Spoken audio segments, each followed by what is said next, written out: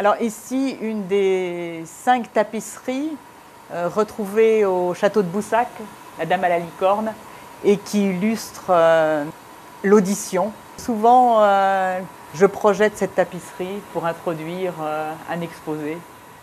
Bonjour, Christine Petit. Je suis enseignante au Collège de France dans la chaire de génétique et physiologie cellulaire et je dirige ici à l'Institut Pasteur un laboratoire affilié à l'INSERM, génétique et physiologie de l'audition. Alors j'ai 2 activités qui sont en réalité extrêmement couplées. Une de recherche à l'Institut Pasteur, où nous travaillons sur les surdité héréditaires, l'objectif étant de comprendre comment fonctionne le système auditif, et puis, ce que je disais, étroitement couplé, l'enseignement que j'assure au Collège de France, qui porte sur l'audition et qui porte sur les aspects les plus novateurs en termes de recherche et d'avancées scientifiques. Quoi de neuf? Non, ça marche très bien. Tu as des beaux courants? Oui, aujourd'hui ça marche bien. Bon. Ce qui m'est attribué, ainsi qu'à mes collaborateurs, c'est ce travail de pionnier dans l'étude des surdités héréditaires. Et ce qui se met en place en parallèle, ce sont des approches thérapeutiques. À tout à l'heure, Ok, à tout à l'heure. On peut tracer un lien avec la famille, puisque mon père Pierre Chavance est physicien de formation. Un père qui nous a inculqué très fortement l'idée que l'on menait sa vie, que l'on jouait ses propres cartes, cette dimension de liberté qui pour moi est tout à fait essentielle, je lui dois totalement. J'avais absolument pas en tête de faire une carrière, absolument pas.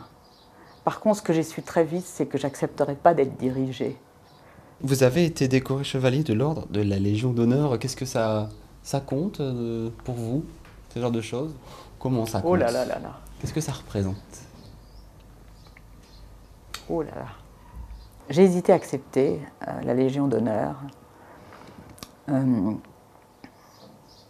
parce que pour moi, elle est associée quelque part à une démarche de courage dans des situations bien particulières.